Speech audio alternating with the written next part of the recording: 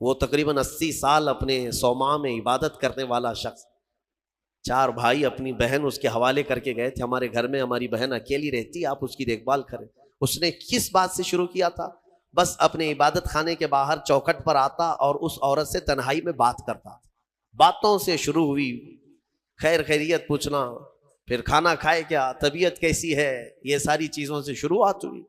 پھر یہاں تک وہ پہنچا کہ زنا کر بیٹھا اور اس خاتون کو حاملہ بھی کیا، اور چوری معلوم ہونے کے ڈر سے اس کا گلا گھونٹ کر کے مار بھی دیا اور زمین میں دفن بھی کیا۔ اور پھر انجام کیا ہوا؟ کوئی چیز چھپی نہیں۔ اس کے بھائی آئے تو شیطان نے ان کو سب بتایا، سب ظاہر ہو گیا۔ پھر اس عابد کو جو 80 سال عبادت کیا تھا سولی پر چڑھایا گیا، چہرہ کالا کیا گیا، اس کی عبادت گاہ کو توڑ پھوڑ دیا گیا تھا، یہاں تک کہ اس وقت شیطان اسے بچانے کی بات کرنے لگا تو اس نے شیطان کے ورغلانے میں آ کر کفر بھی بک دیا۔ ہاں تو میرے عزیزو، یہ شروعات کو آپ ہلکا مت سمجھیں۔ اللہ رب العزت اگر کسی سے ناراض ہو، غضبناک ہو، تو پھر اس کے ایمان کو چھین لیتا ہے۔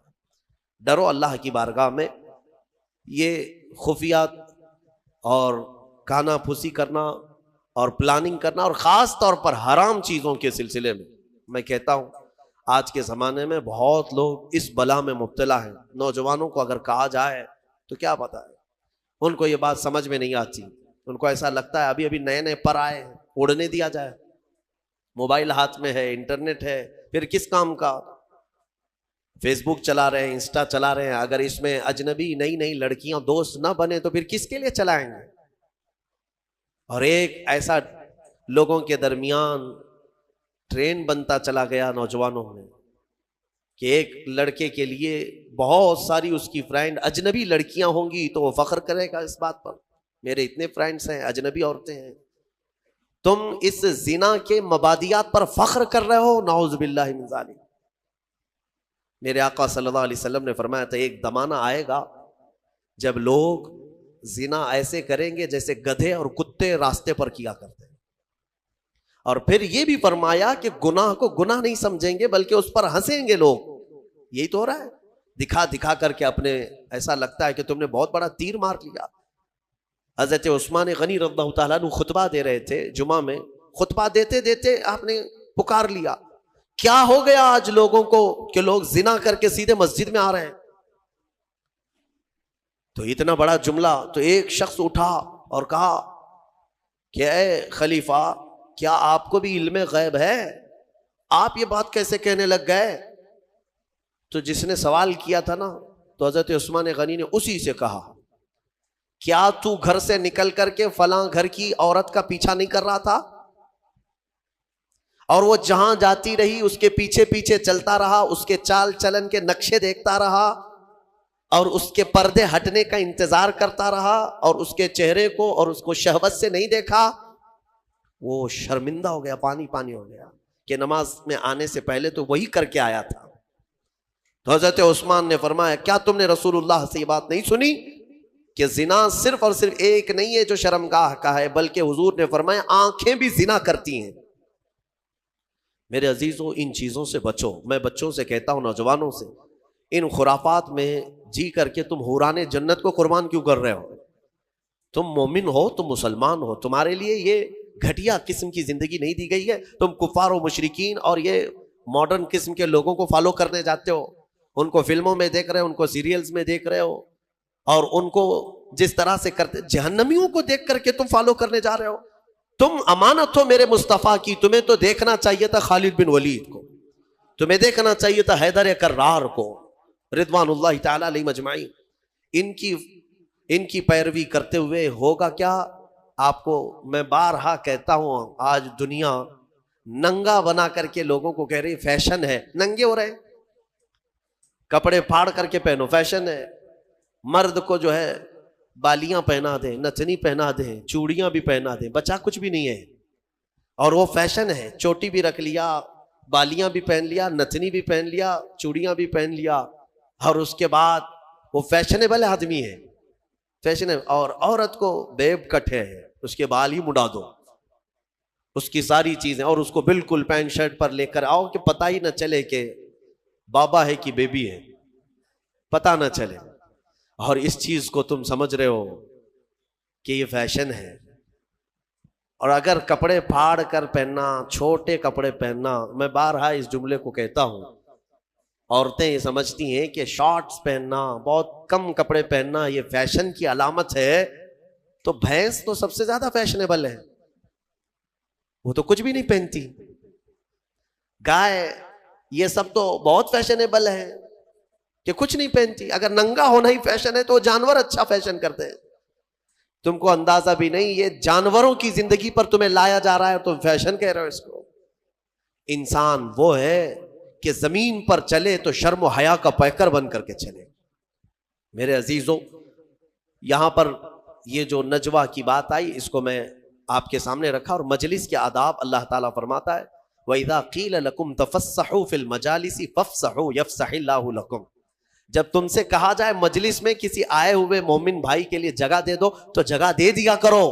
اللہ فرما رہا ہے کوئی بعد میں آیا محفل میں تو جگہ دینے کے لیے اگر تم سے کہا جائے تو جگہ دے دو. کیا ہوگا؟ اللہ تمہارے دل کو کشادہ فرمائے گا. یہ نہیں ہے کہ ادھر بھی چوڑے ہو جاؤ ادھر بھی چوڑے ہو جاؤ، آنے کی جگہ ہی نہ تھے. لیکن مومنین کی جماعت میں ہوا کرتا ہے کہ الحمدللہ ہم سمٹ کر کے بیٹھتے ہیں اور آنے والوں کو جگہ دیا کرتے ہیں. یہ میرے آقا کی محفل کے آداب تھے. صحابہ یہی کیا کرتے تھے، ہر ایک کو بیٹھنے کی جگہ مل جائے. اور آنے والے کے لیے یہ آداب سمجھ لو کہ تم لیٹ سے آئے تو سب کی گردنیں پھلان پھلان کر کے آگے آنا یہ بھی ناجائز ہے. ہاں، تم کو جہاں جگہ ملی وہاں بیٹھ جاؤ. یہ نہیں کہ سب کے کندھے ایک ادھر ایک ادھر کرتا کرتا آیا. جمعہ کے دن اکثر یہ دیکھا جاتا ہے مسجدیں بھری رہتی ہیں، پھر بھی لیٹ سے آئے نواب صاحب اور سب کی صفیں چیرتے چیرتے آگے آ رہے ہیں. ان کو پہلی صف کا ثواب چاہیے. ہاں، سو کر کے اٹھ کر کے ابھی غسل کر کے آئے اور پہلی صف کا ثواب چاہیے جب خطبہ ہو رہا ہو. ان کو پتہ ہی نہیں ہے گردنیں چیر کر کے پہلی صف میں آنے والے کے لیے میرے آقا نے کیا فرمایا. حضور پاک صلی اللہ علیہ وسلم فرماتے ہیں جو اس طرح گردنیں پھلان پھلان کر کے مسجد میں آگے آتا ہے کل قیامت کے دن وہ اسی طرح اچھلتے اچھلتے دوزخ میں جائے گا. اسی طرح سے کودتے کودتے وہ جہنم میں جائے گا. یہ اتنی بڑی وعید ہے یہ. ہاں، یہ اور بات ہے کہ دور کھڑا ہو جائے اور امام یا جو ذمہ دار ہے وہ لوگوں سے کہیں کہ آگے اگر جگہ خالی ہے تو اس کو پر کر لیں، پیچھے والوں کو جگہ مل جائے. یہ امام اعلان کر سکتا ہے یا جو یہاں پر ہو. لیکن آنے والے کو پیچھے سے یہ اجازت نہیں دی گئی کہ تم سب کی گردنیں ادھر ادھر کرتے ہوئے آؤ.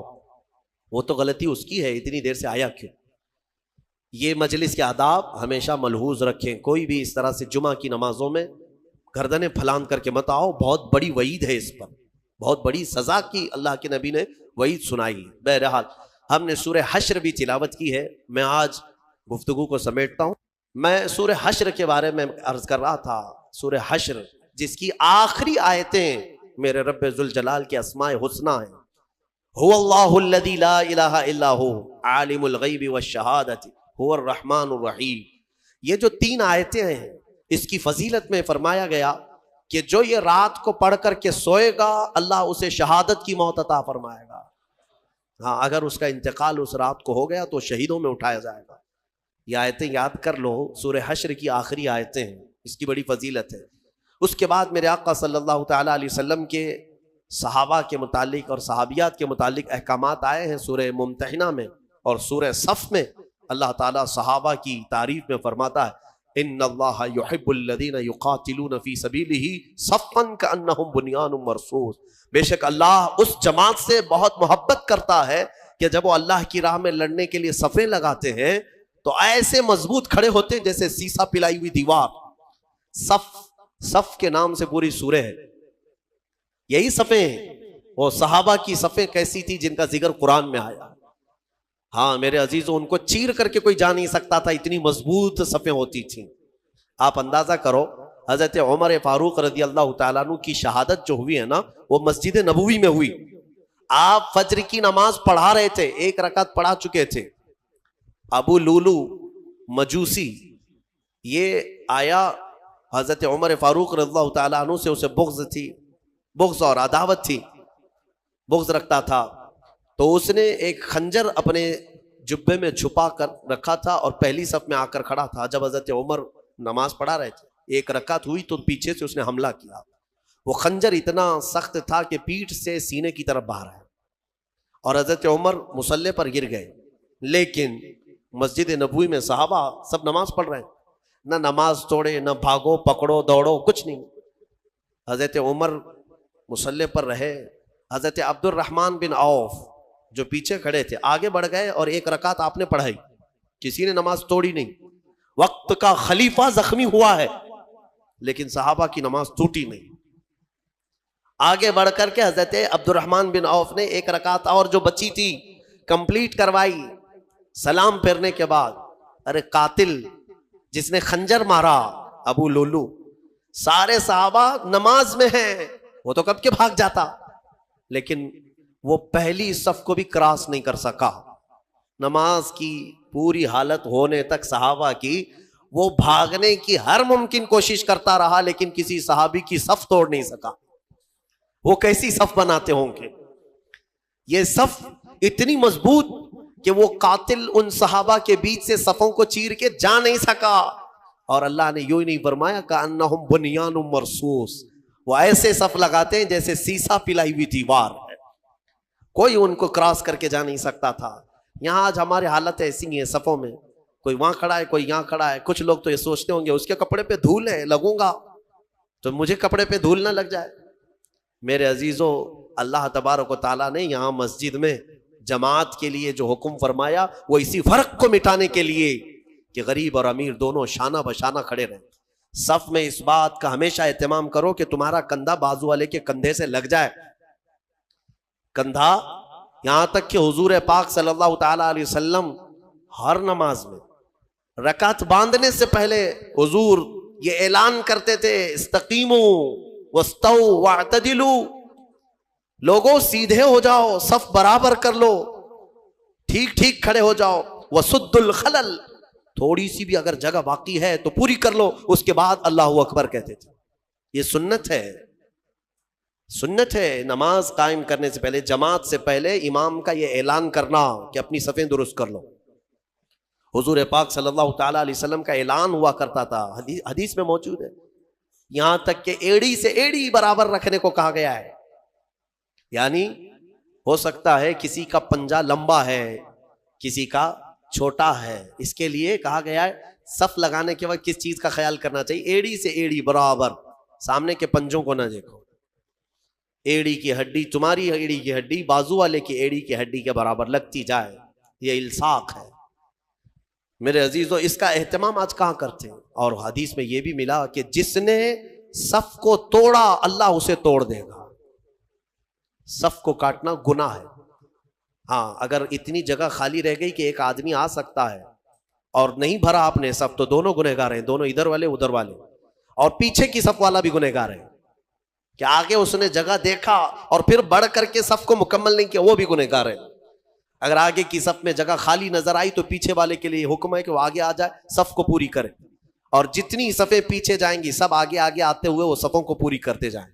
یہ اسلامی نظام ہے. میرے عزیز، میں آپ کو اس صف کے متعلق ایک اچھی بات بتا کر اپنی گفتگو کو سمیٹتا ہوں. توجہ، ایک بڑے اسلامی اسکالر ہیں، انہوں نے ایک مغرب زدہ شخص ہے یورپ کا یا امریکہ کا، اس سے پوچھا کہ آپ کی جو ویل ٹرینڈ فوج ہے، سولجرز ہیں، امریکہ کی ہے، دنیا کی سب سے مضبوط فوج مانی جاتی ہے، آپ کے 10,000 فوج کو اگر میدان میں جمع کرنے کی بات آئی تو کتنی دیر لگے گی آپ کو ان فوجیوں کو ترتیب میں لانے کے لیے جو ٹرینڈ ہے؟ تو اس نے کہا کہ ہم کو 10,000 فوج کو لانے کے لیے جو سب سے سپر فاسٹ کنٹری ہے اس کی بات کر رہا ہوں. انہوں نے کہا 4-5 گھنٹے لگ سکتے ہیں، 3 گھنٹے لگ سکتے ہیں. اتنی فوج، 10,000 فوج کو ترتیب دینے کے لیے. اور پھر الگ الگ کنٹریز کی بات کیے کہ یہاں کی فوج اتنی جلدی کر لے گی، وہاں کی فوج اتنی جلدی کر لے گی، لیکن گھنٹہ بھر سے پہلے تو کوئی بھی ترتیب میں نہیں آئے گی. تو اس اسلامی اسکالر نے یہ کہا کہ تمہاری تربیت یافتہ فوج میدان میں صف لگانے پر آئے تو اتنے گھنٹے لگ جاتے ہیں، لیکن ہمارے ہاں بغیر تربیت یافتہ دیہاتوں کے رہنے والے بھی حرم شریف میں 1,00,000 سے زیادہ کی تعداد میں ہے. امام ادھر اللہ اکبر کہنے کے لیے کھڑا ہوتا ہے, 1 منٹ میں سب کی صفیں درست ہوتی ہیں. یہ اسلام کا نظام ہے, یہ اسلام کا نظام. مسجدوں میں کوئی صفیں لگانے کے لیے نوکر رکھے جاتے ہیں کہ ادھر آؤ, ادھر صحیح کھڑے ہو جاؤ, ادھر کھڑے ہو جاؤ. اگر یہی کیا جائے تو ظہر سے عصر ہو جائے گی, عصر سے مغرب ہو جائے گی. ہاں, یہاں کسی بھی مسجد میں کیا خادم رکھے جاتے ہیں صفوں کو صحیح کرانے کے لیے, سب کا چیک کر کے آؤ سیدھے کھڑے ہیں نہیں کھڑے ہیں؟ نہیں ہے. ہم تو اسکول میں بھی دیکھتے رہے کہ بچپن سے صفیں لگانے کے لیے 1 ہاتھ کے فاصلے پر کھڑے ہو جاؤ, اور ٹیچرز چلاتے چلاتے تھک جاتے ہیں, صفیں بنتی نہیں ہیں. لیکن یہ مسجدوں کا نظام ہے. یہ میرا مولا تبارک و تعالیٰ نے اسلام کو خصوصیت دی ہے کہ ہماری صفیں من جانب اللہ بن جایا کرتی ہیں. یہ اللہ تعالیٰ کی طرف سے. اللہ تعالیٰ ہماری صفوں کو مضبوط عطا فرمائے, ہماری صفوں میں وحدت عطا فرمائے. اس صف کی ایک خصوصیت یہ ہے کہ میرے عزیزو, جب شانے سے شانہ مل گیا ہے تو اللہ سے دعا کرو کہ ہمارا دل سے دل بھی مل جائے. ہاں, جب شانے سے شانہ مل جاتا ہے اللہ سب کے دلوں میں بھی اتحاد عطا فرمائے. سورہ صف کے بعد سورہ جمعہ بھی ہم نے پڑھی ہے, سورہ منافقون بھی ہم نے تلاوت کی ہے, اور اخیر میں آج کی تفسیر کو سمیٹتے ہوئے یہ عرض کروں گا کہ اللہ تبارک و تعالیٰ کے آج ذکر کی محفل ہے. سورہ جمعہ میں اللہ تعالیٰ نے فرمایا وَاذْكُرُوا اللَّهَ كَثِيرًا, اللہ کا ذکر کثرت سے کرو, کثرت سے کرو. اے میرے عزیزو, اس ذکر نہ کرنے کی وجہ سے ہماری روحیں کمزور ہیں, ہمارے دل مرجھائے جا رہے ہیں. تمہیں پتا ہے جسم کو بھوک لگتی ہے, جسم کو کھانے کی بھوک لگتی ہے, اگر کھانا نہ دو تو پھر جسم کمزور ہوتا ہے اور چکر آنے لگتے ہیں. آپ روح کو برسوں سے نہیں کھلائے, روح بھی بھوکی ہوتی ہے, اور اس کی بھوک اللہ کے ذکر سے مٹتی ہے. اس کی غذا اللہ کا ذکر ہے, اور روح کو کھانا کھلایا نہیں تو کب سے کمزور ہوگی, کب سے کمزور ہوگی. میں آپ کو بتاؤں, ذکر میں اتنی طاقت ہے, اتنی طاقت. اللہ اکبر. میں نے بزرگوں سے سنا, آپ جانتے ہیں کہ ایک تپسیا کرنے کا طریقہ جو سادھوؤں کے پاس ہے وہ کیا ہے؟ صوفیہ اکرام, جو ہمارے صوفیہ اکرام ہیں, نفس کشی کرتے تھے اللہ کے ذکر سے. اسی کو حاصل کرنے کے لیے بہت سارے سادھو بھی آیا کرتے تھے صوفیہ اکرام کے پاس. آج بھی مارہرہ متحرہ میں یہ روایت موجود وہاں کی کتابوں میں ہے کہ کئی جگہ کے سادھو وہاں پر تربیت لینے آتے تھے. کس چیز کے لیے؟ تپسیا, آتما کی شکتی, روح کی طاقت حاصل کرنے کے لیے. اولیاء کاملین کے پاس حضرت شاہ حمزہ عینی رضی اللہ تعالیٰ عنہ, مارہرہ متحرہ کے ایک بڑے بزرگ ہیں, ان کا معمول تھا یہ سانس کو روک کر کے ذکر کرتے تھے. یعنی صوفیہ میں ذکر کا ایک طریقہ یہ بھی ہے, حبس دم, پاس انفاس جس کو کہتے ہیں, یعنی سانسوں کو بھی کنٹرول کر لیا جاتا ہے. سب سے زیادہ تم کس چیز کے محتاج ہو دنیا میں؟ کھانے کے, پینے کے, کس چیز کے؟ سانس کے محتاج ہو سب سے زیادہ. اور صوفیہ یہ کہتے ہیں کہ دنیا میں جو سب سے زیادہ ضروری چیز ہے اس سے بھی چھٹی حاصل کر لو, سوائے اللہ کے ہم کسی کے محتاج نہیں, سوائے اللہ کے ہم کسی کے محتاج نہیں. تو یہ ایسے اچانک نہیں آتا, اچانک نہیں آتا, تربیت کی ضرورت ہوتی ہے, برسوں اس میں مجاہدے ہوتے ہیں. صوفیہ اکرام, اولیاء اکرام کن کن چیزوں سے چھٹی لے لیتے ہیں پتہ ہے؟ کھانے پینے کی خواہش باقی نہیں رکھتے, ہر چیز کو چھوڑ دو, اب مجھے حاجت ہی نہیں اس چیز کی, کھانے کی طبیعت ہی نہیں مانتی. باڈی کو جیسے آپ عادت ڈالیں گے یہ باڈی ویسے ایکسپٹ کرے گی, تربیت کرنے کی ضرورت ہے. صوفیہ اکرام میں بعض اولیاء وہ ہیں جو نیند سے اپنے آپ کو آزاد کر لیتے, سونا ہی نہیں ہم کو, جس چیز کا غلبہ اپنے اوپر آ سکتا ہے اس سے آزادی لینا ہے. میرے عزیزو, یہاں تو ایسا ہے کہ نشے سے آزادی نہیں کر پا رہے ہیں, اور وہ صوفیہ روز مرہ کی حلال چیزوں سے بھی اپنے آپ کو آزاد کر لیتے تھے, کسی چیز کو اپنے اوپر حاوی ہونے نہیں دیتے. میں اللہ کا بندہ ہوں, صرف اس کا محتاج ہوں, باقی کسی چیز کا نہیں. میں آپ کو ایک بتاتا ہوں, حضرت شاہ مینا رحمۃ اللہ علیہ لکھنؤ کے بڑے بزرگ ہیں, آج بھی لکھنؤ میں ان کا مزار پاک ہے. جب یہ مجاہدہ کرتے تھے نیند کو ختم کرنے کے لیے, جانتے ہیں ایک اونچی دیوار پر, اتنی چھوٹی سی دیوار, دیوار پر چڑھ کر کے نماز پڑھتے تھے رات کے وقت. دیوار پر چڑھ کر کے عبادت کرنے کی کیا ضرورت ہے؟ وہ اتنی اونچی دیوار تھی, رکوع کرتے, سجدہ کرتے, اور لمبا قیام. اور لوگ ان سے کہتے کہ حضور یہاں عبادت کریں, وہاں کیوں؟ کہتے کہ عبادت کے درمیان اگر اونگ آئے، جھپکی آئے، تو پھر میں اپنے جسم کو سزا دینا چاہتا ہوں کہ وہ دیوار سے نیچے گر جائے. جو اللہ کی عبادت میں غفلت کرے گا اس جسم کی سزا یہی ہے کہ وہ دیوار سے نیچے گر جائے.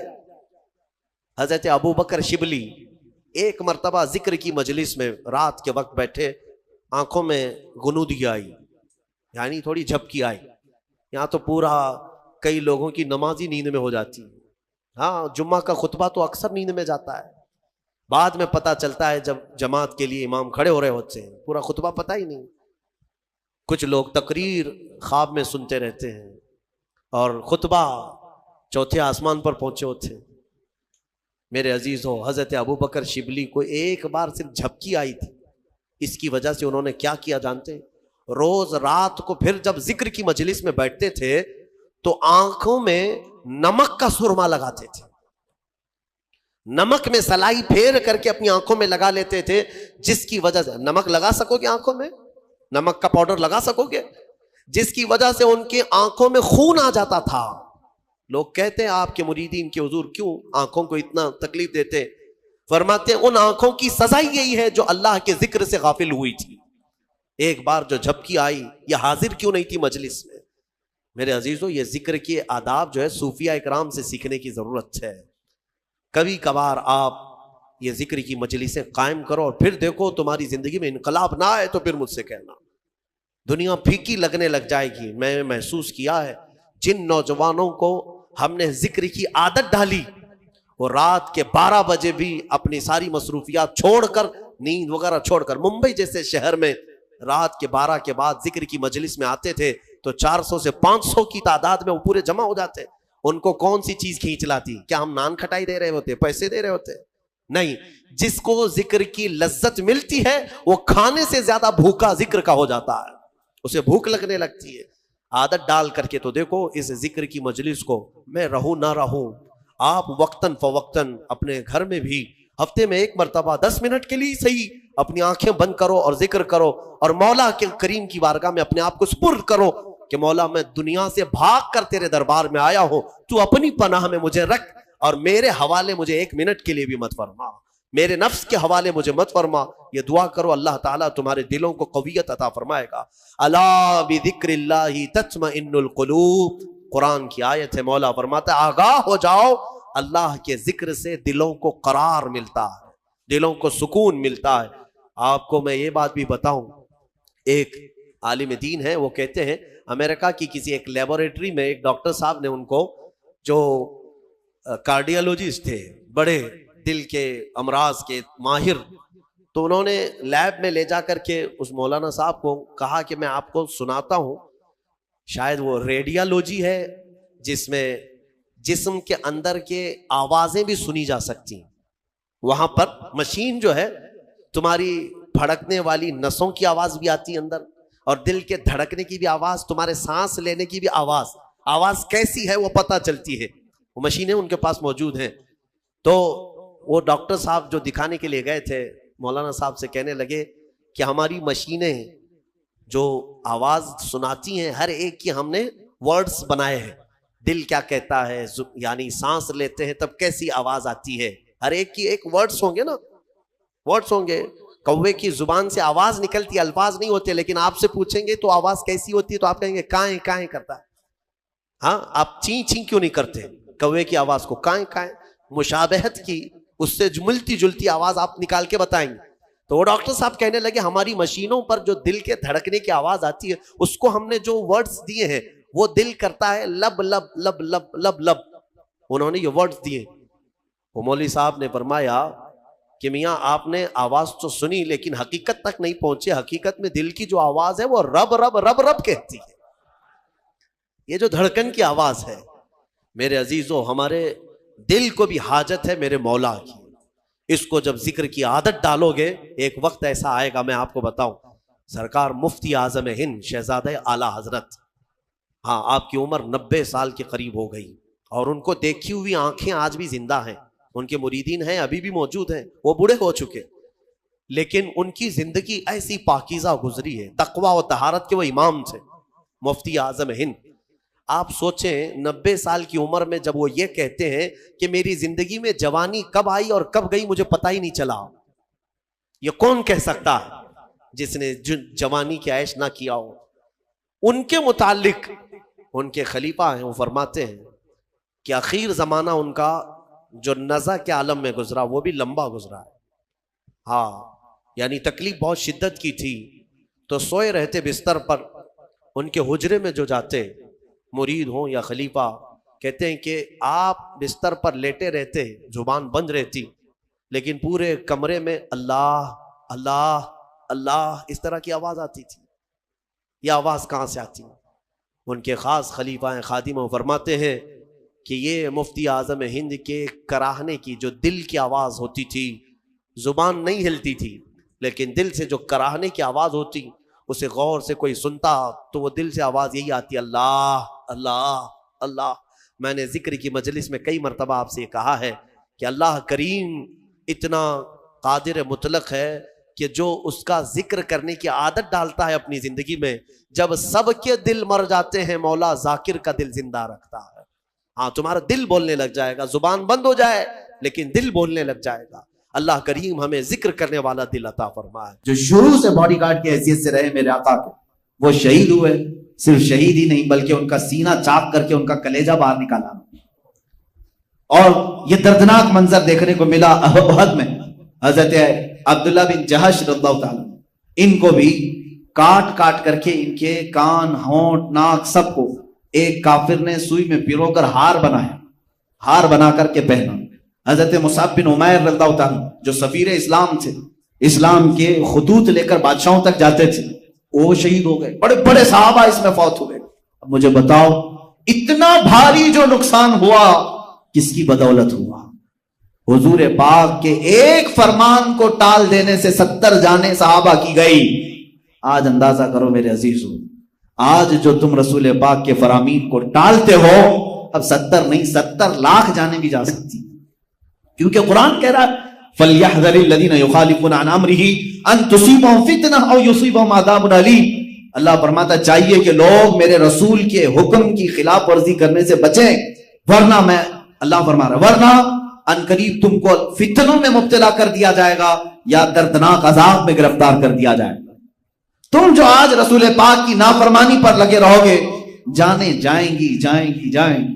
آج جو ہلاکتوں کا بازار ہے یہ یوں ہی نہیں، ان کے جو ہم غلام تھے، خلق کے پیشوا رہے، ان سے پھرے، جہاں پھرا پھرائی کبھی وقار میں.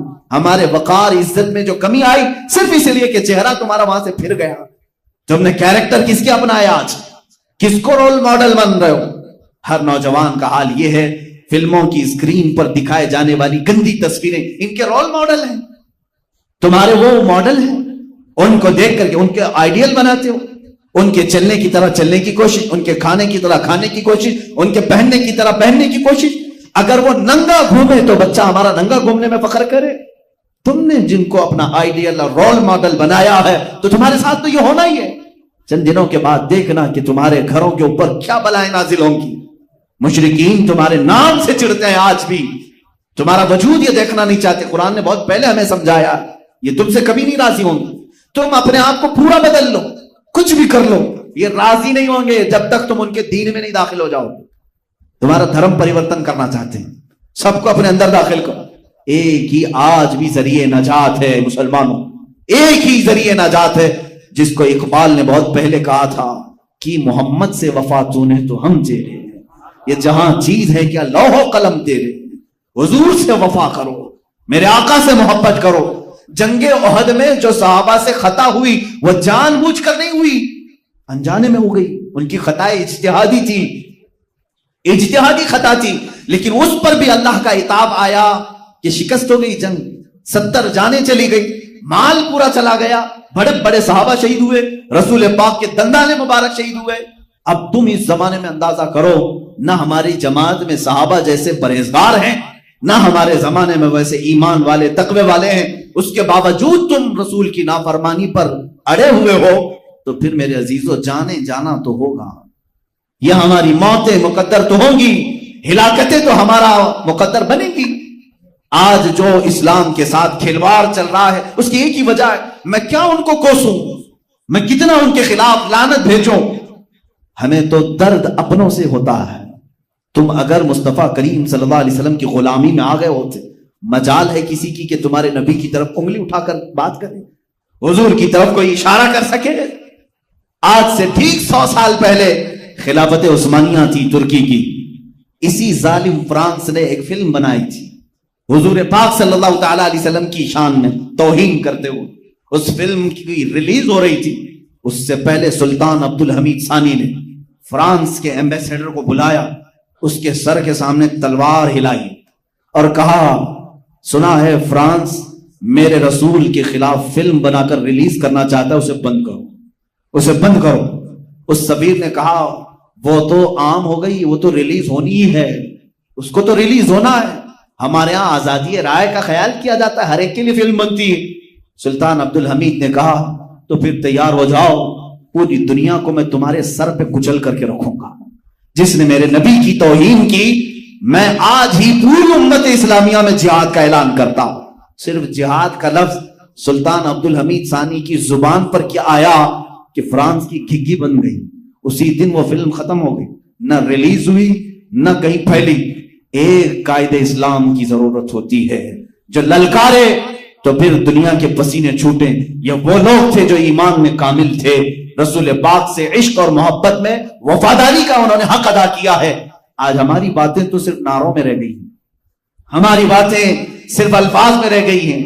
عزیزہ نگراں وقار، یہ جو حالات ہم پر پیش آ رہے ہیں اس کی ایک وجہ ہمارے برے اعمال، تم ان کے ہو جاؤ میرے آقا صلی اللہ تعالی علیہ وسلم کے، پھر کوئی نہیں چھیڑے گا تمہیں۔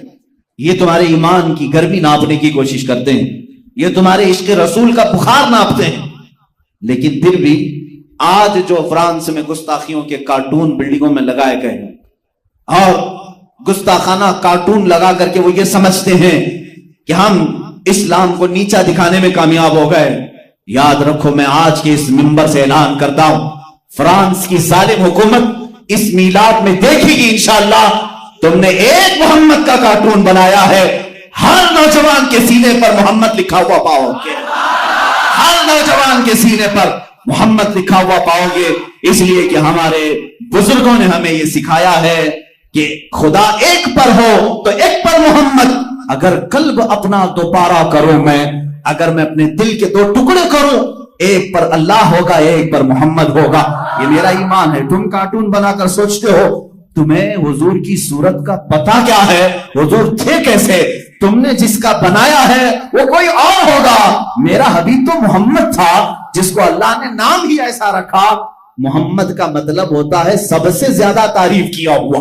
دشمن بھی اگر میرے نبی کا نام لے گا تو اس کی زبان سے بھی میرے نبی کی تعریف ہو ہی جائے گی۔ حضور کا نام ہی اللہ نے ایسا رکھا ہے کہ حضور کی برائی کرنے والے کو بھی پہلے حضور کی تعریف کرنی پڑے گی۔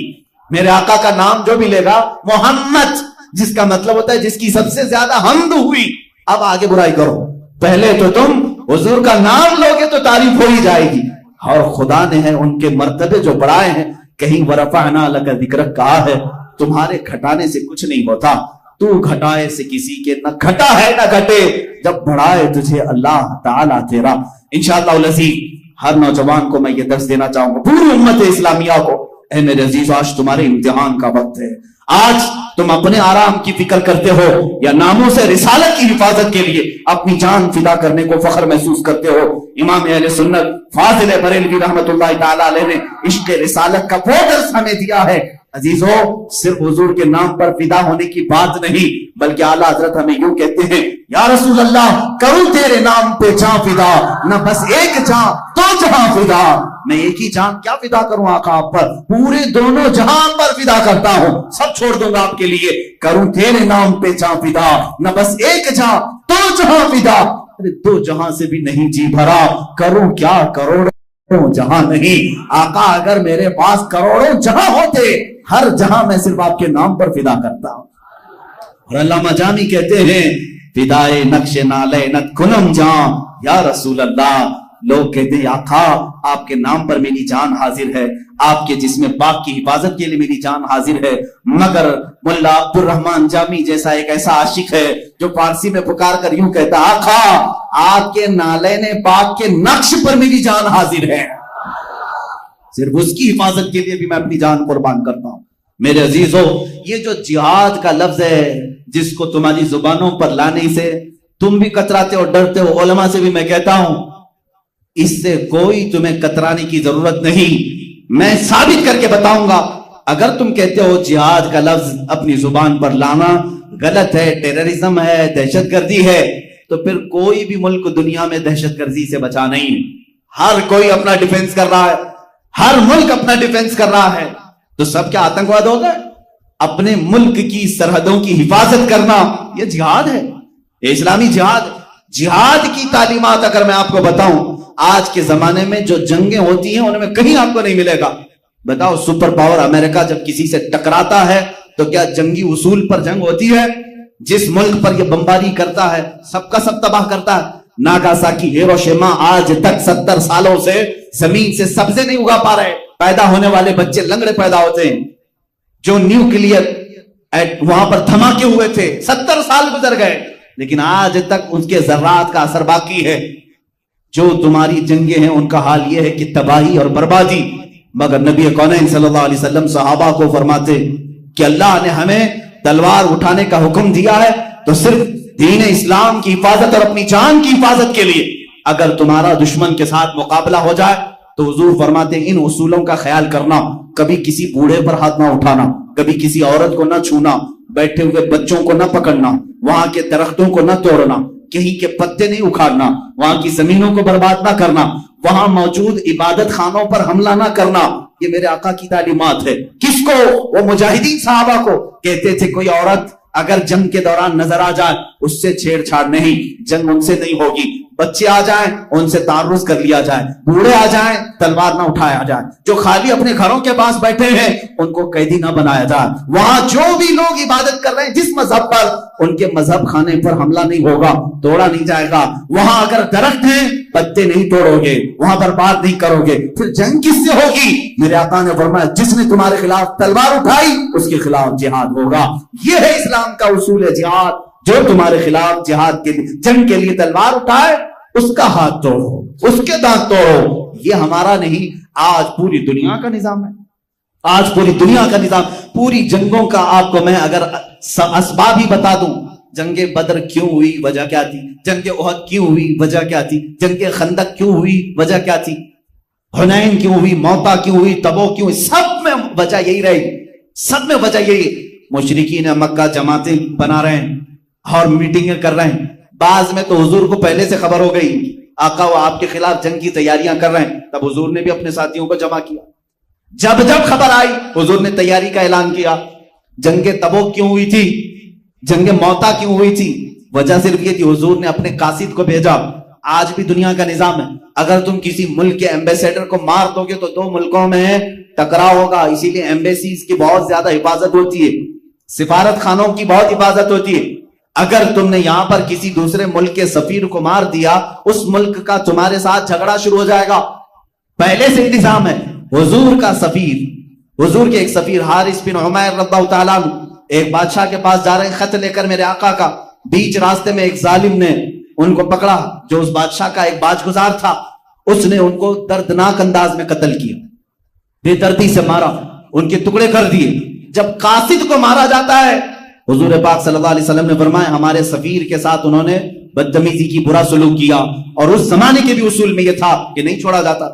جنگ موتا اسی لیے ہوئی، جنگ تبوک اس لیے ہوئی کہ حضور صلی اللہ تعالی علیہ وسلم کے خلاف وہ لوگ ملک شام میں فوجیں جمع کر رہے تھے، رومی لشکر جمع ہے، فلاں لشکر جمع ہے، حضور پر حملہ آور ہونے کی کوشش کر رہے ہیں۔ میرے آقا نے فرمایا حضور نے جتنے جہاد کی یا تو مدینے کے آس پاس یا تو پھر صحابہ کو لے کر بہت دور چلے جاتے۔ کیوں؟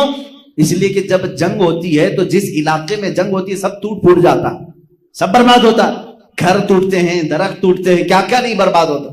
حضور ہمیشہ مدینے کی حفاظت چاہتے تھے، کوئی بھی جنگ مدینے میں نہ ہو۔ صحابہ کو لے کر بہت دور چلے گئے۔ جنگ تبوک جو ہے مدینے سے 800 کلومیٹر دور ہوئی ہے، تقریباً 800 کلومیٹر دور، وہاں پہنچے، وہاں مقابلہ ہوا، موتا بھی یہ جارڈن میں ہوئی ہے، آج کا جو اردن ہے جارڈن، حنین، جنگ حنین مکہ سے بھی 100 کلومیٹر دور ہے، طائف کے قریب یہ جنگ وہاں ہوئی۔ وہاں پر بھی کس لیے؟ جتنی بھی جنگیں ہیں، پڑھو میرے جوانوں، پڑھو میرے عزیزوں، ہر غزوے کا سبب کیا تھا اگر تم نکالو گے یہی ہوگا کہ یہ حضور کے خلاف طاقت اکٹھا کر رہے تھے، فوج جمع کر رہے تھے، ہتھیار جمع کر رہے اور سیدھے مدینے پر آ کر حملہ کرنے کی کوشش کر رہے ہیں۔ جنگ خندق کیوں ہوئی؟ خندق کیوں ہوئی؟ کہاں ہوئی؟ مدینے سے باہر ہوئی، صرف 1 کلومیٹر باہر۔ مجھے بتاؤ حضور لڑنے کے لیے مکہ گئے تھے یا مکہ والے آئے تھے؟ جنگ بدر میں مکہ والے آئے، جنگ احد میں مکہ والے آئے، جنگ خندق میں مکہ والے آئے۔ حضور نے تو اپنی زندگی میں ڈیفنس سکھایا ہے صحابہ کو۔ یہی اصول ہمارا ہونا چاہیے، کسی کو چھیڑو مت، اور اگر کوئی چھیڑے تو چھوڑو مت، یہی اسلام کا اصول۔ اب آپ اس کو بھول چکے ہو، ٹھیک ہے، چھیڑ نہیں رہے آپ، بہت اچھی بات ہے، اسلام کے اصول پر قائم، لیکن تمہیں آج بہت لوگ چھیڑ رہے ہیں اور تم چھوڑے بیٹھے ہو، یہ دوسرے والا اصول بھول گئے۔ اگر کوئی چھیڑے تو چھوڑو مت۔ ہم مطالبہ کریں گے دشمن کے قید ہونے کا یا وہ اپنا انجام تک پہنچے۔ آج جو قانونی کارروائی ہو سکتی ہے ہم اس کا مطالبہ کر رہے ہیں۔ میں آج مسجد میں بیٹھ کر کے آپ سے یہ نہیں کہہ رہا ہوں تلوار اٹھاؤ، بھالے اٹھاؤ اور جاؤ لڑو، نہیں۔ ہم جس ملک میں ہیں ہم قانونی اعتبار سے چلیں گے۔ اگر اسلام کے خلاف کوئی ہرزہ سرائی کرتا ہے، میرے نبی کی شان میں کوئی توہین کرتا ہے، یا قرآن عظیم کے آیات بینات پر انگلی اٹھاتا ہے، تو یہ میرے پرسنل چیزوں پر اٹیک ہے، یہ میرے اسلامک لا پر اٹیک ہے۔ تو ہم آواز اٹھائیں گے، ہم کہیں گے کہ آپ جس آزاد ملک میں رہ رہے ہیں، ایک قوم کے ساتھ یہاں نا انصافی ہو رہی ہے، یہی تو ہم بات کر رہے ہیں۔ NRC CAA یہ سب مدعوں پر کیوں مسلمان بڑھ کے ہوئے تھے؟ میرے عزیزوں، ہم اپنے حقوق کا مطالبہ کر رہے ہیں، اور آج بھی ہم قانونی لڑائی لڑ رہے ہیں، لیکن کیا کریں؟ ایک وقت رہے گا جب تک ہم پکارتے رہیں گے۔ ہم حکومت وقت کو بھی پکار رہے ہیں، عدلیہ کو بھی پکار رہے ہیں، لیکن جب سب بک جائیں، سب ایک میدان میں ننگے ہو جائیں، تو پھر آخر وقت وہی ہوگا جو اللہ کو منظور ہوگا۔ اللہ رب العزت جو چاہے گا وہی ہوگا، اور یہ وقت ہی بتائے گا کہ کیا ہوگا۔ لیکن میں آپ سب سے یہ ضرور کہوں گا، اپنا ڈیفنس، سیلف ڈیفنس ہر مسلمان سیکھے۔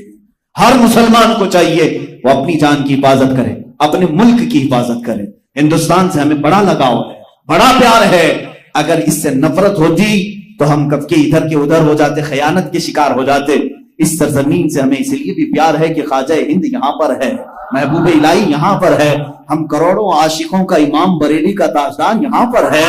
ہم اس ملک سے وفاداری کرتے ہیں، عزت کرتے ہیں، اور حفاظت کا بھی عزم رکھتے ہیں۔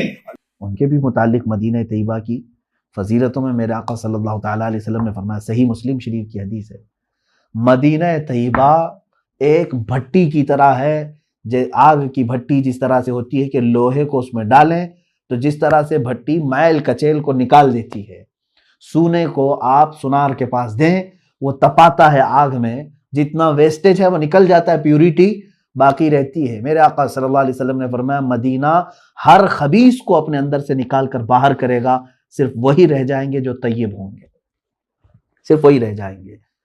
یہ چند دنوں کے لیے ہو سکتا ہے مدینہ طیبہ کی ویرانی، لیکن دوسری حدیثوں میں یہ بھی ملتا ہے، اللہ کے نبی صلی اللہ تعالیٰ علیہ وسلم نے فرمایا، دجال مدینے میں نہیں آئے گا، یاجوج ماجوج مدینے میں نہیں آئیں گے، بڑے بڑے فتنے مدینے میں نہیں آئیں گے۔ اور میرے آقا صلی اللہ علیہ وسلم نے یہ بھی فرمایا، ان الایمان لا یأزر الی المدینہ کما تأزر الحیۃ الی جحرہا، ایمان پوری دنیا سے لوٹ کر کے مدینے میں ایسا آ جائے گا جیسے سانپ گھوم پھر کر کے واپس اپنے سوراخ میں آ جاتا ہے، اپنے بل میں جیسے آ جاتا ہے سانپ۔ اللہ کے حبیب صلی اللہ علیہ وسلم فرماتے ایمان مدینے میں رہ جائے گا۔ تو ویرانی سے مراد یہ نہیں ہے کہ ہمیشہ کے لیے خراب ہو جائے گا، یہ چند دنوں کے لیے ہو سکتا ہے۔ مسجد نبوی شریف کی اذانیں اور مسجد نبوی شریف کی نمازیں بند کر دی جائیں گی، وہ تو ہم اپنے آنکھوں سے آج دیکھ رہے ہیں، اذانیں ہو رہی ہیں، نمازیں جس طرح سے بھی وہ لوگ ادا کر رہے ہیں۔ حد ہو گئی میرے عزیزو، حد ہو گئی۔ ارے لوگ تو وہاں مرنے کی تمنا رکھتے ہیں، اگر کوئی بیماری کا مسئلہ اس طرح سے ہوتا کہ جان لیوا ہے تب تو ہم سمجھتے، لیکن جس بیماری کو تم لوگوں نے آج پوری دنیا میں ڈر اور خوف کا ماحول بنا کر لوگوں کو وسوسوں میں ڈال رکھا ہے، یہ بیماری سردی اور بخار سے زیادہ کچھ نہیں۔ یہ میں بڑی بات کہہ رہا ہوں، اگر تو مجھے پکڑیں میرے عزیزوں. میں صرف اس لیے کہہ رہا ہوں کہ کینسر سے اتنے اچھے ہوتے ہوئے لوگوں کو آج تک میں نے نہیں دیکھا، HIV سے اچھے ہوتے ہوئے، کیور ہوتے ہوئے اتنے لوگوں کو نہیں دیکھا. میں صرف اگر اپنی انڈیا کی بات کروں تو 4.5 لاکھ لوگوں کو آج یہاں بتا رہے ہیں، جس میں سے تو 3 لاکھ اچھے ہو چکے ہیں. اتنی بڑی تعداد اگر اچھے ہو سکتے ہیں، کیور ہو سکتے ہیں، تو یہ بیماری جان لیوا کیسے ہو گئی؟ اس کو جان لیوا کہتے ہیں. اس سے زیادہ خطرناک تو BP ہے، شوگر ہے. کبھی بلڈ پریشر والوں کو صحیح ہوتے ہوئے سنا ہے آپ نے؟ شوگر کے مریض کو کیور ہوتے ہوئے سنا آپ نے؟ وہ چلتا رہتا ہے کنٹینیو موت تک. اس بیماری کو اتنا بڑا بنا کر کے کیوں خوف کے ماحول میں لوگوں کو مجبور کیا گیا ہے آج؟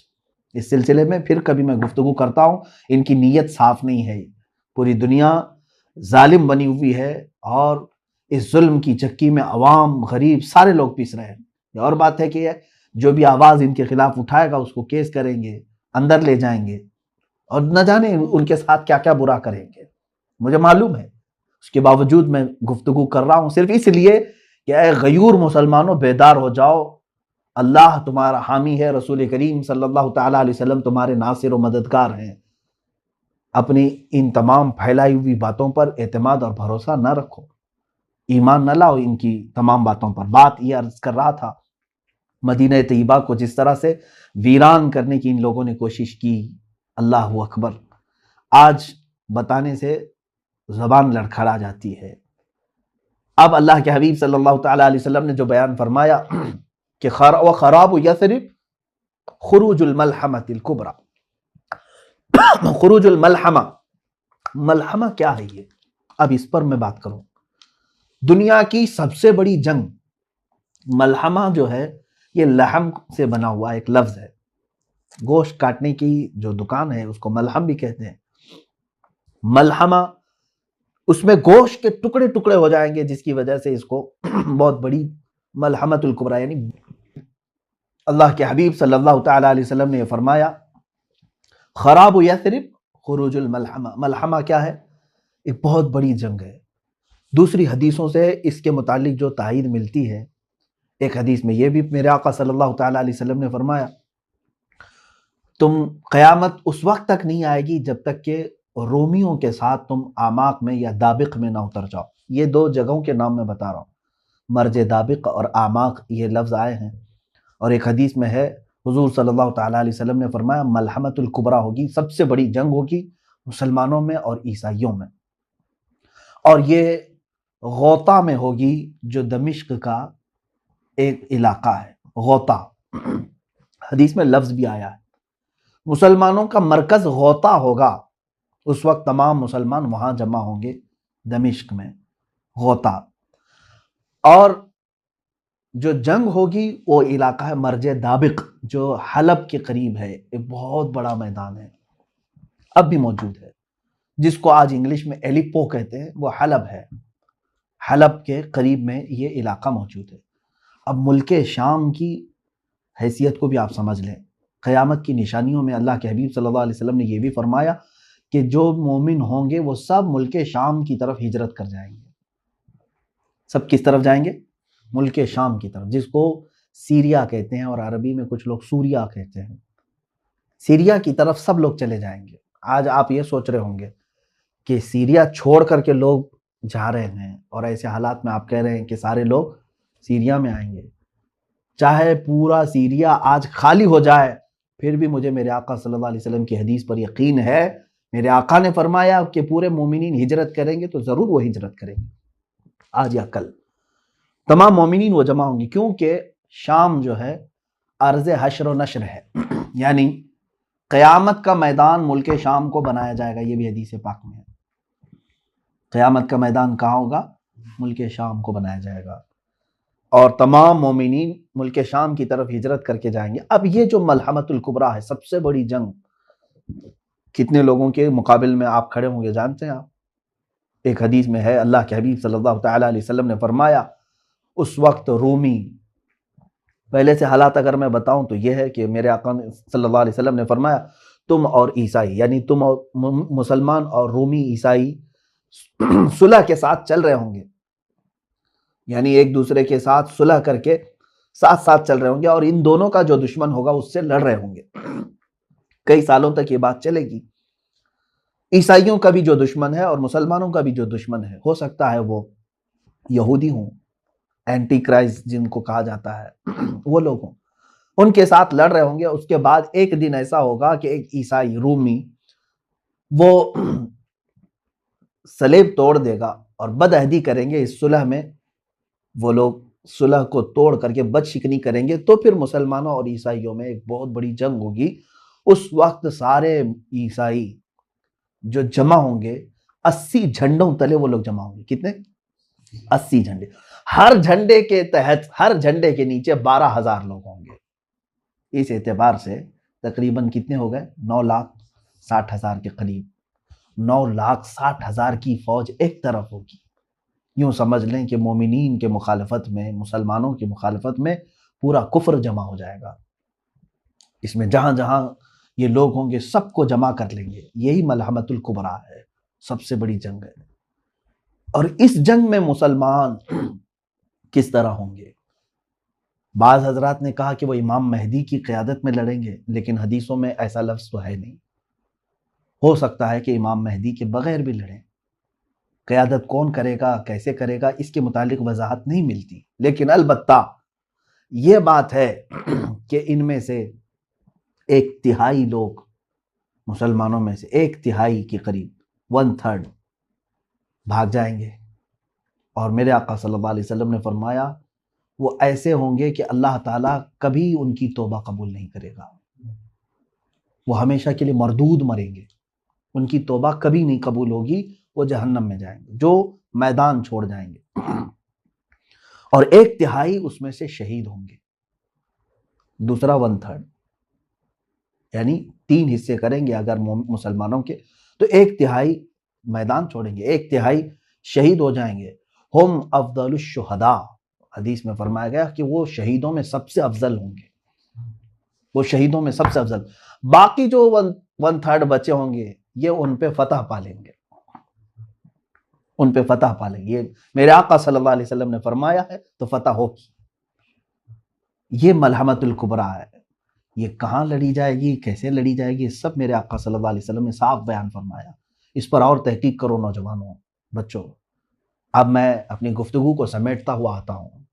جو حالات آج تھے، جس کی طرف آج اشارے مل رہے ہیں، پورے دنیا کی پالیٹکس گرم ہو چکی ہے. اس سلسلے میں میں نے یہ حدیث عرض کی. میں آخری یہ 2 باتیں عرض کر کے کچھ تبصرہ کروں. اور جیسے ہی ملحمۃ الکبریٰ ختم ہوگی، حدیث پاک کے لفظ ہیں فتح قسطنطینیہ. قسطنطنیہ کیا ہے؟ یہ آپ ہو سکتا ہے یہ لفظ سن رہے ہوں، حالانکہ یہ پرانا لفظ ہے اور علم والے جانتے بھی ہیں. یہ ترکی کا وہی شہر ہے جس کو آج استنبول کہا جا رہا ہے. اس شہر کے فتح کے سلسلے میں بھی میرے آقا صلی اللہ تعالیٰ علیہ وسلم نے بشارت دی تھی.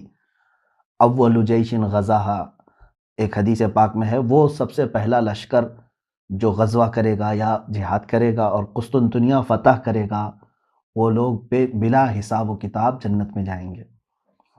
وہ فتح قسطنطنیہ جو ہے وہ پہلے کے دور میں ہو چکی ہے، حضرت عمر فاروق رضی اللہ تعالیٰ عنہ کے زمانے میں. اور اس کے بعد کئی مرتبہ جو ہے یہ شہر فتح ہوا ہے. سلطان محمد فاتح کا بھی نام آتا ہے اس میں، جو قسطنطنیہ جنہوں نے فتح کیا. کافروں کے ہاتھ میں گیا پھر فتح کیا، ان کے ہاتھ میں گیا پھر فتح کیا. اب تو چونکہ یہ ترکی کے پاس ہے، ترکی کا بڑا شہر ہے، اور ابھی ترکی میں مسلمان ہیں، اسلامی حکومت ہے. لیکن جہاں تک خدشہ میرا ہے، میں اپنی بات کر رہا ہوں، ہو سکتا ہے یہ ترکی کے ہاتھ سے نکل جائے گا. استنبول شہر یہ پھر سے عیسائیوں کے ہاتھ میں ہو سکتا ہے چلا جائے، اور ایک زمانے تک ان کے ہاتھ میں رہے گا. کیونکہ آج کے جو حالات بتا رہے ہیں، لبرلزم وہاں پر کافی بڑھ چکا ہے. جو بلکہ میں اگر بتاؤں، آپ تحقیق کریں، ترکی کی حکومت کا جو آئین ہے، وہاں کا جو نظام ہے، اس میں بھی یہ چیز موجود ہے کہ وہ ترکی کوئی ایک مذہبی حکومت نہیں، یعنی وہاں کا کوئی سرکاری مذہب نہیں ہے، بلکہ وہ جیسے انڈیا ہے سیکولر ہے، ہمارا کوئی سرکاری مذہب نہیں، اسی طرح سے ترکی کا بھی انہوں نے بنایا ہے. جب خلافت عثمانیہ ختم ہوئی تھی تب یہ بنایا گیا تھا اس طرح سے کہ موجودہ صدر نے اسلامی کام زیادہ کیے ہیں، لیکن آج بھی وہاں کا نظام ہے وہ سیکولر ہے. اور آج بھی بہت سارے وہاں امریکہ کے پٹھو موجود ہیں، بہت سارے ایسے جو منافق ہیں، وہ اپنے ماحول کو بڑھانے کی کوشش کر رہے ہیں. تو مجھے جہاں تک اندیشہ لگتا ہے استنبول ان کے ہاتھ سے جائے گا اور عیسائیوں کے قبضے میں رہے گا، چونکہ حدیث پاک میں جو ترتیب بتائی گئی ہے، پہلے عمران و بیت المقدس، بیت المقدس کی آبادی اور مدینہ کی ویرانی. مدینہ کی ویرانی ملحمۃ الکبریٰ کا ظہور ہوگا، یعنی بڑی جنگ ہوگی. اب وہ بڑی جنگ سالوں تک نہیں چلے گی. ایک بات یہ بھی سمجھ لیں، جیسے وار نہیں ہے یہ world war first, world war two جس طرح سے ہے، بہت سارے لوگ اس کو ورلڈ وار 3 بھی سمجھ رہے ہیں. میں جہاں تک سمجھتا ہوں یہ ورلڈ وار 3 کی بات نہیں ہے جو ملحمۃ الکبریٰ میں بتائی گئی ہے. ورلڈ وار 3 ہو سکتی ہے آپسی ممالک میں، لیکن یہ جو ہے وہ صرف 2 دن 3 دن یا 4 دن کا ذکر آیا ہے. وار جو ہے کنٹینیو چلتی رہتی ہے. یہ جیسے جنگ بدر ہوئی 1 دن میں ختم ہوئی، جنگ احد تھی 1 دن میں ختم ہوئی، اسی طرح سے ملحمۃ الکبریٰ بھی جو ہے یہ بہت لمبے سالوں تک یا مہینوں تک نہیں چلے گی. زیادہ سے زیادہ اس کی مدت 1 ہفتہ ہو سکتی ہے احادیث پاک کی روشنی کے مطابق. تو عزیزان گرامی، اب ملحمۃ الکبریٰ کے ختم کے بعد کیا ہوگا؟ قسطنطنیہ فتح ہوگا. تو فتح ہونے کی جو بات کی گئی ہے، اگر آلریڈی پہلے سے وہ مسلمانوں کے قبضے میں ہے تو پھر فتح کی بات کیسے فتح کی بات کیسے ہو سکتی ہے؟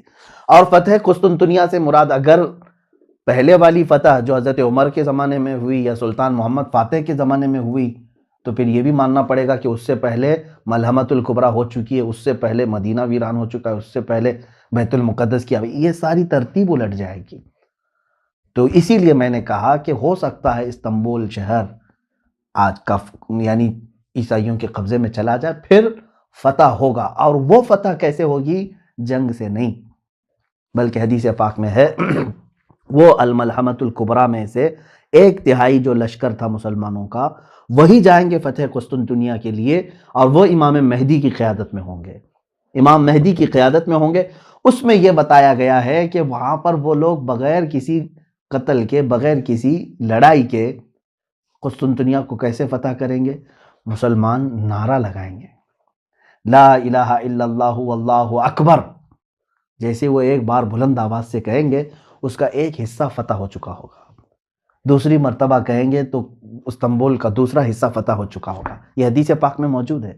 تیسری مرتبہ مسلمان نعرہ تکبیر اس طرح بلند کریں گے، لا الہ الا اللہ واللہ اکبر، قسطنطنیہ یعنی استنبول شہر فتح ہو چکا ہوگا. اب جو بات بتانی ہے وہ بہت اہم ہے، بہت اہم ہے. یہاں تک کی بات تھی، جیسے یہ قسطنطنیہ فتح کر کے ابھی اپنی یعنی تھکان کو دور بھی نہیں کر چکے ہوں گے، اسی وقت ایک آدمی ان کے پیچھے سے یہ اعلان کرے گا کہ اے مسلمانوں، دجال ظاہر ہو چکا ہے، تمہارے گھروں میں گھس کر کے تمہارے بیوی بچوں کو ختم کر رہا ہے. تو سارے پریشان ہو جائیں گے. ایک آفت ابھی ختم نہیں ہوئی تھی کہ دوسری آفت آ گئی. اب دجال کے ظہور کی خبر جیسے ہی سنیں گے، اس وقت میرے آقا صلی اللہ تعالیٰ علیہ وسلم فرماتے ہیں 10 گھوڑ سوار، گھوڑے کا ذکر ہے، 10 گھوڑ سوار قسطنطنیہ سے نکلیں گے، پھر وہ ارض مقدس کی طرف آئیں گے یا اپنے وطن آئیں گے، اور بہت تیزی سے آئیں گے. جبکہ وہ خبر شیطان نے پھیلائی تھی جھوٹی ہوگی.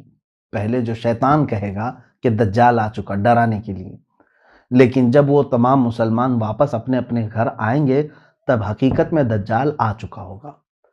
اب سنیں، بڑی بات ہے. اللہ کے نبی صلی اللہ علیہ وسلم نے فرمایا میں ان میں سے ہر گھوڑ سوار کو جانتا ہوں، اس کا نام بھی، اس کے باپ کا بھی نام، اور اس کے گھوڑوں کے رنگ بھی جانتا ہوں. یہ رسول کریم صلی اللہ علیہ وسلم نے فرمایا. اس کا مطلب مجھے یہ بھی لگتا ہے کہ گھوڑ سواری قیامت تک ختم نہیں ہوگی.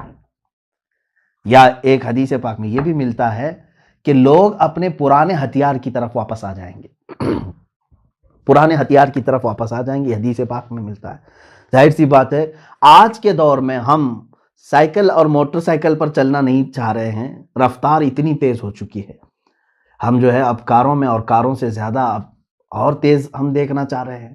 بلٹ ٹرین آ چکی ہے، اس سے زیادہ تیز ہم تو ایروپلین دیکھ چکے ہیں، راکٹ دیکھ چکے ہیں. اتنی تیزی کے زمانے میں پھر گھوڑے کا تصور کیسے؟ گھوڑا کیوں استعمال کرے گا کوئی؟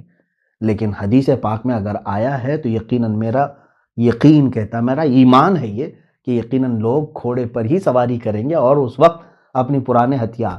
ہو سکتا ہے اس کی وجہ یہ ہو سکتی ہے جیسے کہ ایک سائنسدان نے کہا ہے، بڑا سائنٹسٹ ہے، اس نے بھی یہ بات کہا کہ میں ورلڈ وار 3 کے بارے میں تو نہیں جانتا کہ کیسے ہوگی، بایولوجیکل ہوگی، جیسے ابھی بہت سارے لوگ کہہ رہے ہیں وائرس پیدا کیا گیا ہے، اگر پیدا کر کے ایک ملک دوسرے ملک کو تباہ کرنے کی کوشش کر رہا ہے تو یہ بایولوجیکل وار ہے، ایک دوسرے کو مطلب وبا پھیلا کر کے ختم کرنا. یا پھر ٹیکنالوجی کے اعتبار سے ہوگی کہ مطلب آن لائن جو ہے اس کا